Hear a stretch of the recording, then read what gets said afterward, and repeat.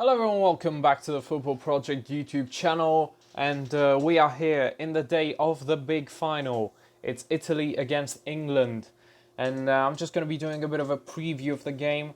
I'm also going to be back later on tonight after the game has finished. I'll be back for another video then. But let's just talk a little bit about this huge game that is going to be taking place in a few hours at Wembley. Italy against England, obviously Italy beating Spain and England beating Denmark to reach this final.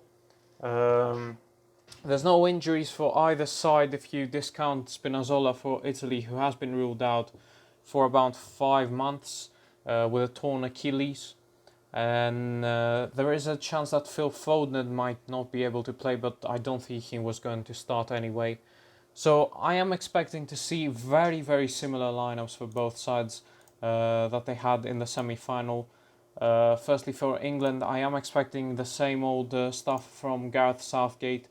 I do think there is a slight chance that he might do a 5 at the back, but I think he's going to do a 4-2-3-1, same as he played against Denmark, with Shaw, Maguire, Stones and Walker, and having both Rice and Calvin Phillips slotting in at DM to have that defensive shape, and going forward is a bit more of a mix-up for England. 100% I think Sterling and Kane are going to start. I'd love to see Grealish start instead of Mount, but I don't think that's going to happen.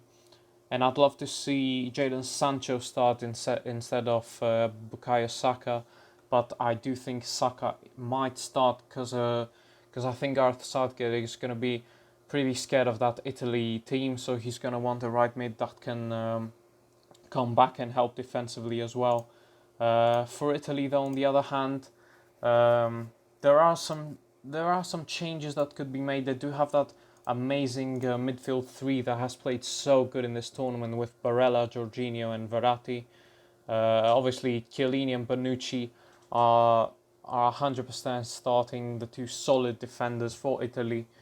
They do have the only position that you could say Italy might change something up is that left back.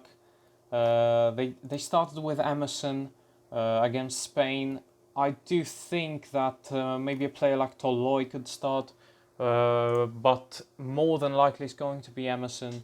It's going to be 100% a midfield three of Verratti, Jorginho and Barella. And Chiesa, I think, has to start. I hope he starts. He's been, in my opinion, Italy's best or second best player in this tournament. Insigne as well has been very, very good. The only player that I've not been impressed with from this Italy side is Ciro Immobile. I was expecting a lot more from him, and he really hasn't showed up in any of the games so far. He has helped out in some moves a little bit with his hold-up play, but he hasn't been at the top of his game. But he might be able to change that today. It's obviously a very, very big game for both sides. Both sets of fans are very excited. In England today, everything, I think is basically everything is cancelled for today. It's all about the Euros. It's all about England finally winning an international trophy after 1966. Will they be able to do it? I think this is going to be their best chance to win an international trophy in a very, very long time.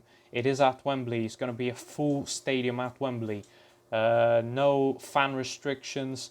It's going to be a great atmosphere. I'm really excited to see all the English fans and the Italy fans bring in a great atmosphere for this final. And it's going to be a very, very big opportunity for England. I don't think they will do it. This Italy squad is so good. I don't think England will have enough, especially with the way that I think Gareth Southgate will line this England side up today. I do think Italy will win, but 100% England do have a chance, and with playing at Wembley, this gives them almost like a 12th man on the pitch. They're going to have a huge advantage, but we'll have to wait and see on who's going to win. Italy, on the other hand, they've been in many finals, they've won trophies, they've won World Cups, they've won the Euros once. They've also lost twice in the Euros finals against Spain in 2012, where they got destroyed 4-0, and also against France in Euro 2000, where they lost extra time from that Trezeguet winner.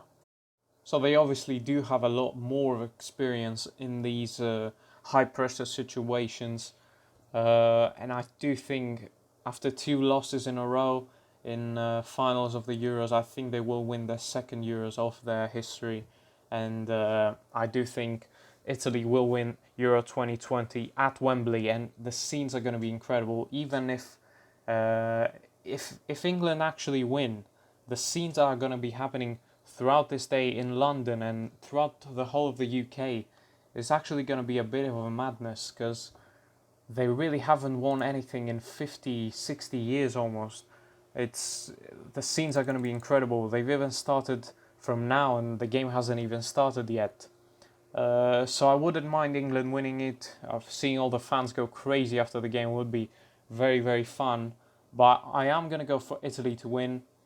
I'm either going to go for a 1-0 Italy win or a 0-0 after 90 minutes and Italy winning in either extra time or penalties. This is my predictions for the game.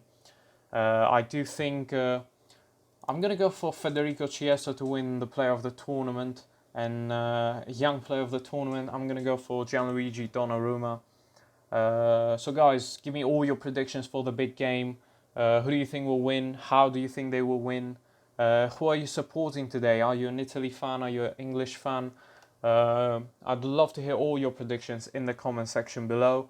And as I said, I'll be back tonight with a review of the game right after the game is finished. And I'll see you guys then. Also, don't forget to drop the video a like and subscribe to the channel if you are new. And I will see you guys on the next one. Goodbye.